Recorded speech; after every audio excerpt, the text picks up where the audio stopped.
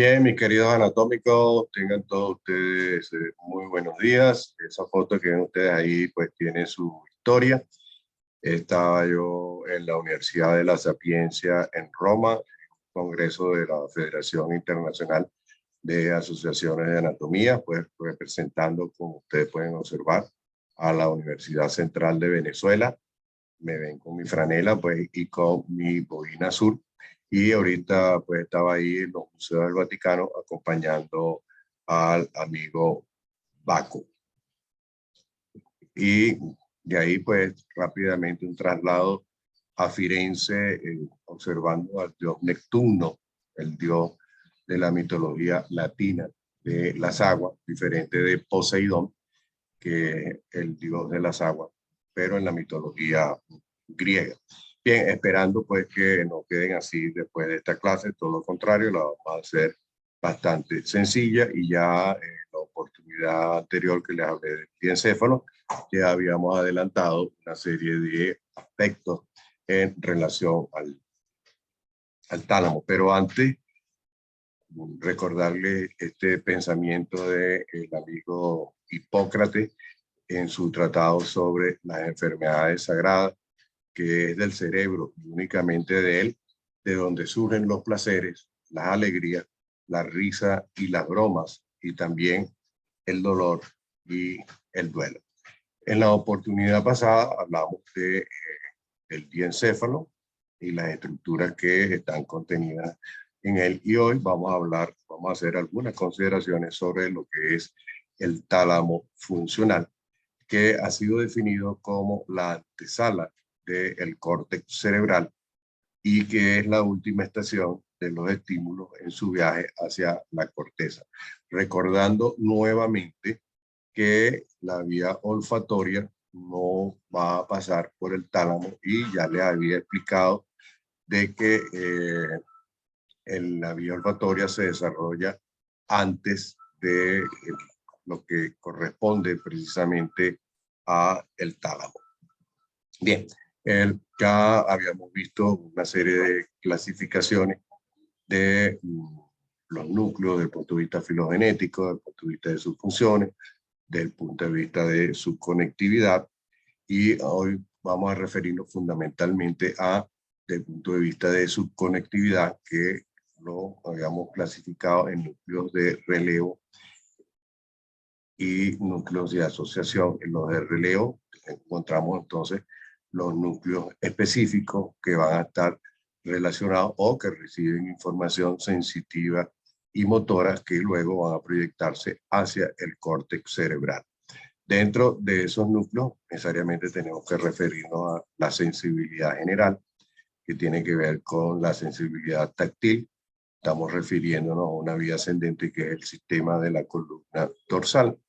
Luego tenemos la sensación térmica y la sensación dolorosa, que va a corresponder al sistema anterolateral, que también es una vía ascendente, y la sensibilidad profunda consciente.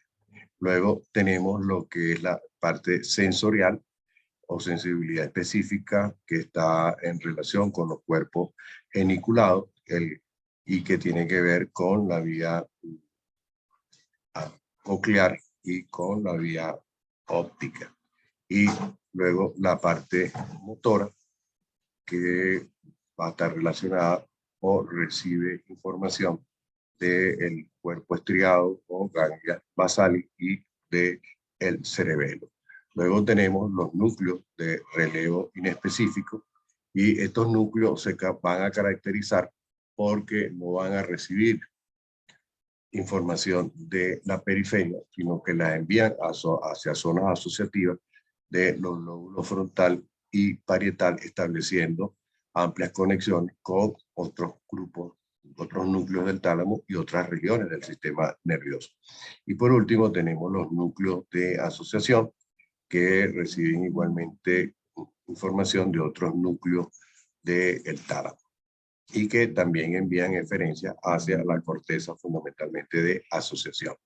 Bien, esto ya especificándolo por los núcleos, y entonces vemos que la sensibilidad del cuerpo la vamos a relacionar con el núcleo ventral posterolateral, la sensibilidad de la cabeza con el núcleo ventral posteromedial y los cuerpos geniculados, el medial con la vía coclear, que es como hablamos hoy en día, y el geniculado lateral con la vía visual.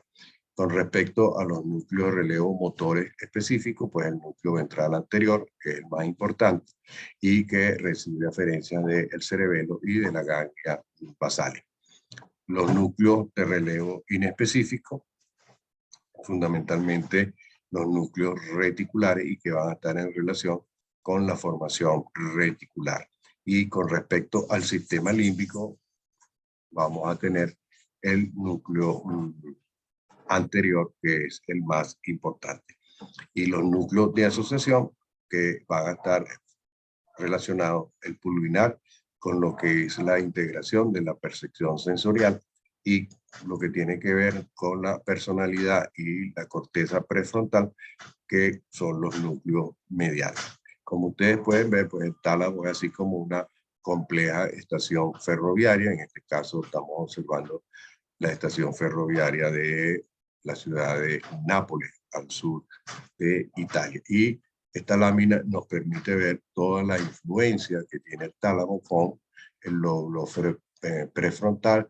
Luego nos vamos, esto es la cisura central, la corteza o el gyrus precentral motor. Luego tenemos el gyrus postcentral, que corresponde a la sensibilidad, el lóbulo occipital en relación con la vía óptica, el temporal, que va a estar en relación con la vía coclear. Entonces, el área de influencia es bastante grande de los núcleos del tálamo. Hay un concepto que todavía se sigue acostumbrando y es hablar de las radiaciones talámicas. Lo que observamos en la lámina se describe como la radiación talámica central y que va a estar relacionada con el gyrus postcentral, las áreas primarias. Y lo que ven ustedes aquí corresponde a lo que ya fuera descrito por Penfield, que es el homúnculo sensitivo de Penfield y que ya también hizo pues el homúnculo motor. Eso en la red pues van a conseguir diferentes figuras acerca de estos dos homúnculos que son sumamente importantes y podemos observar cómo hay ciertas áreas como la mano, los pies y la región bucal y la lengua que están priorizadas sobre otras partes del cuerpo.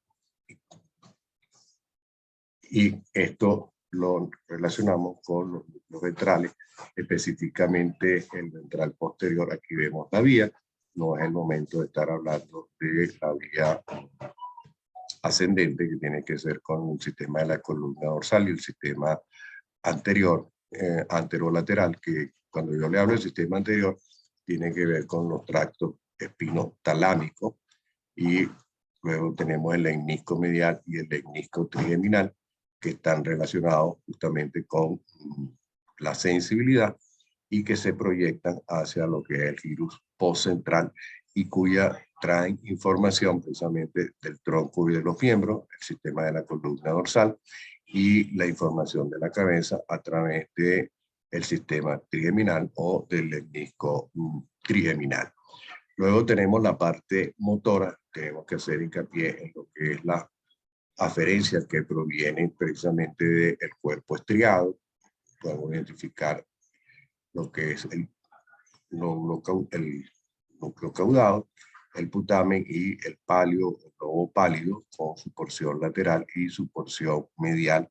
Más adelante voy a explicar cómo son estas aferencias que van a llegar al tálamo y que van a ir del tálamo hacia lo que es la corteza premotora.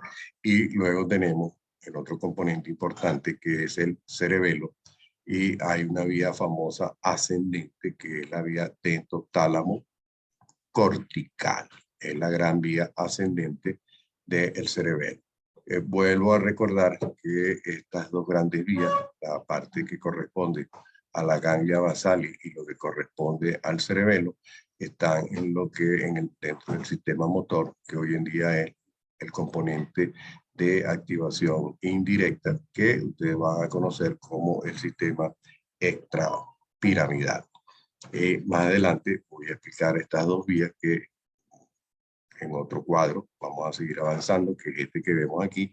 Fíjense que hay una alimentación retrógrada, sale información de la corteza prefrontal, va al núcleo caudado, luego pasa a la porción medial del glóbulo pálido al tálamo y otra vez a la corteza. Esto es lo que se denomina la vía directa, pero hay una vía indirecta y la información del lóbulo caudado esta vez va a pasar a la zona lateral del globo pálido y entra en el núcleo subtalámico.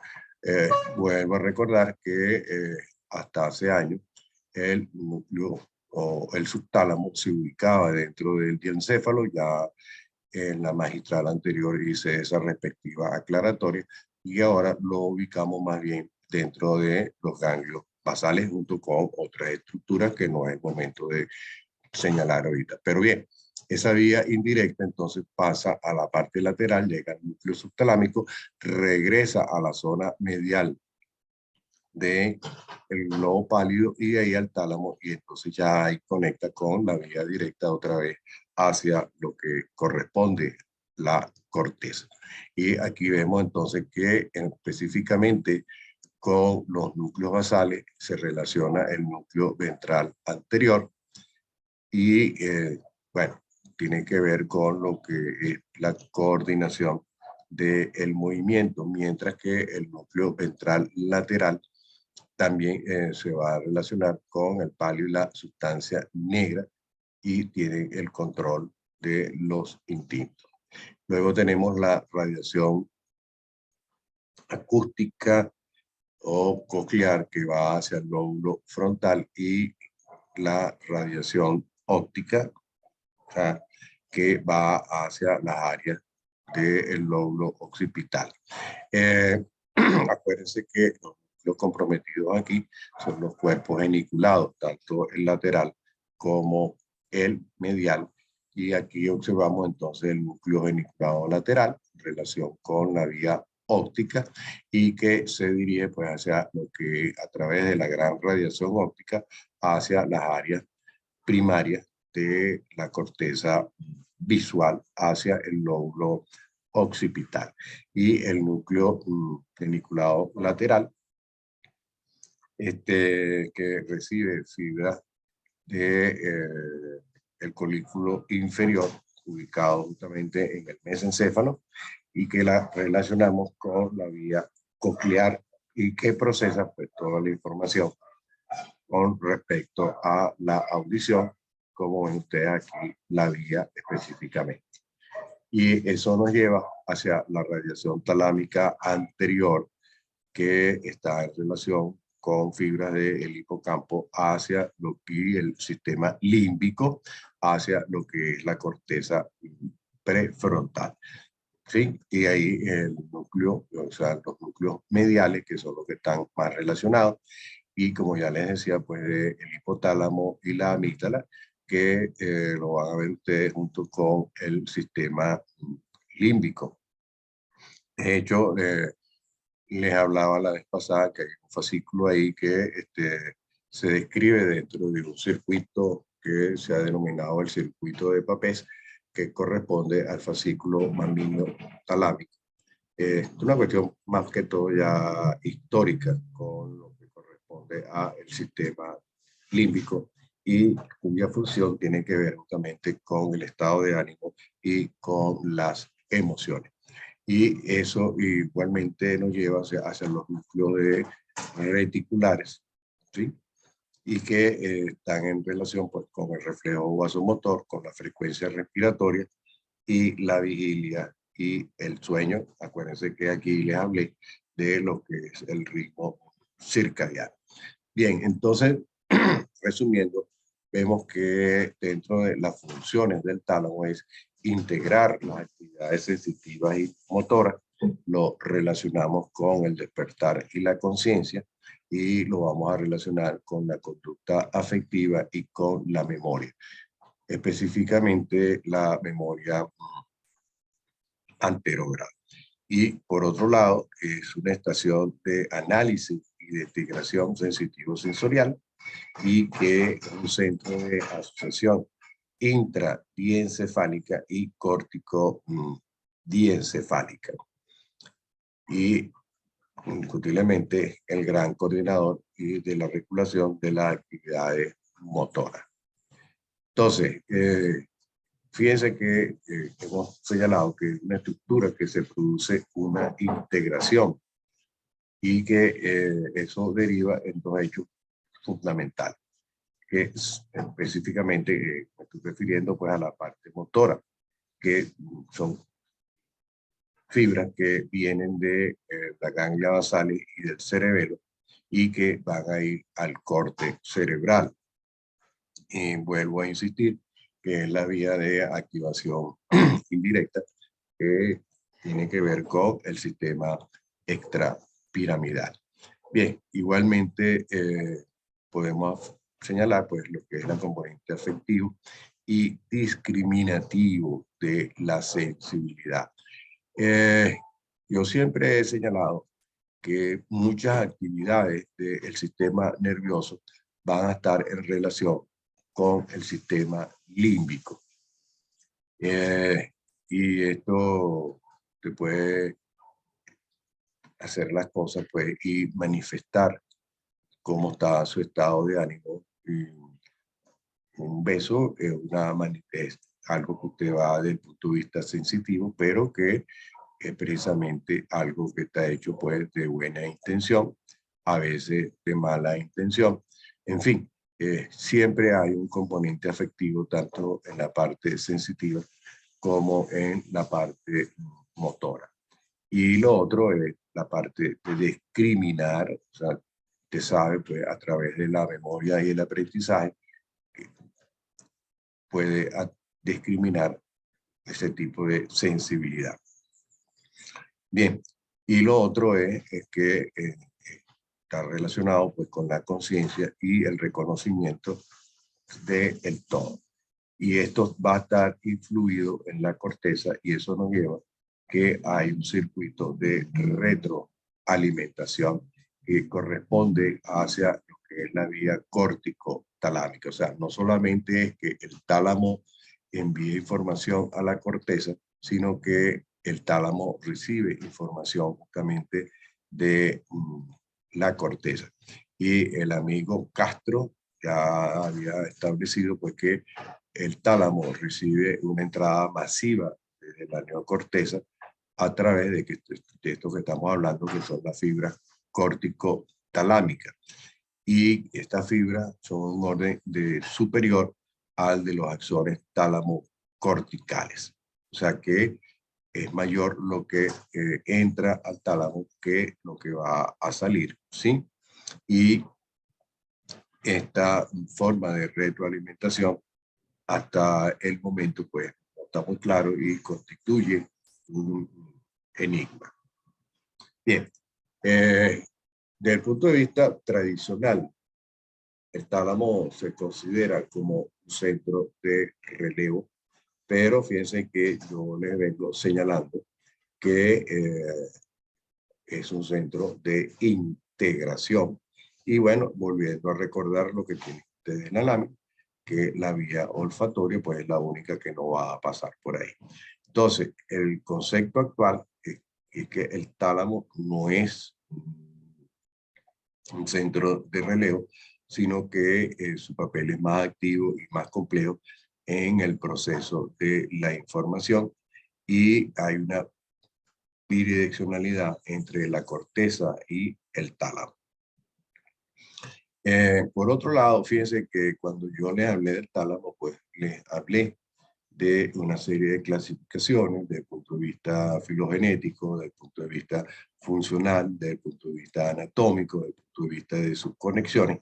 El hecho es que en el 2004, Sherman, ya viéndolo un poquito más complejo, nos habla de que en primer lugar hay unos núcleos de primer orden que reciben aferencias de la periferia, aunque las pueden recibir de otros centros subcorticales, que luego van a ser enviadas a la corteza. Cuando hablo de centros subcorticales, pues me estoy refiriendo al cerebelo y a la ganglia basal.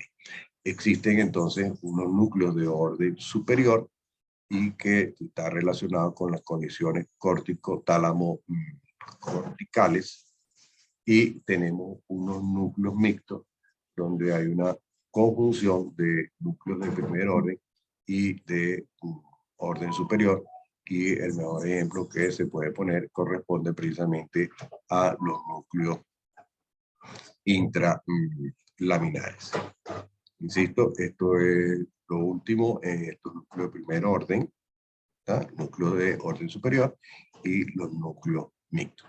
Y en relación con los inputs que se envían a través del tálamo, las células de relevo se van a dividir en dos grupos, lo que corresponde a los conductores y lo que va a corresponder a los moduladores. Esto último, pues ya su nombre lo está diciendo, ¿verdad? Modulan la transmisión talámica, y los conductores que van a llevar esa información hacia la siguiente estructura. Bien, entonces tenemos que con respecto a las eferencias motoras, el tálamo actúa como supervisor o controlador de estas eferencias, y la gran mayoría de los mensajes eferentes corticales que alcanzan el tálamo son ramificaciones y axones que se dirigen al tronco encefálico o hacia la médula espinal. Y la corteza envía al tálamo información que es copia de la que envía a los centros motores subcorticales. Y esta información transmitida a la corteza puede jugar un papel importante en lo que es el procesamiento sensorial. Y eso nos lleva a las correlaciones clínicas. Acuérdense que siempre insistimos en lo que corresponde a la clínica, y podemos tener entonces trastorno sensitivo, dolor talámico, hemiparesia, disinesia y trastorno de conciencia, memoria, afectividad y lenguaje.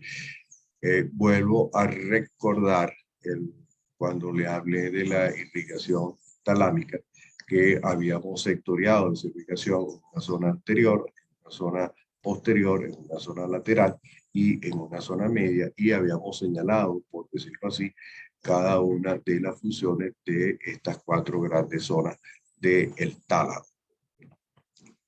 Lo otro que es importante señalar va a corresponder hacia lo que es el dolor talámico, que se caracteriza porque es un dolor central, que es intenso, persistente, es paroxístico, que es intolerable, y lo peor aún, que es resistente hacia lo que corresponde a los analgésicos. Y ya para terminar, en esta tomografía, pues esto es un infarto talámico bilateral, y esto está en relación con las arterias talámicas perforantes o arterias paramedianas, que ya les había dado una indicación y una explicación sobre el amigo Percheron, que cuando tiene estas dos arterias que se originan de la arteria cerebral posterior, tiene un origen común. Acuérdense que estaban a los dos tálamos.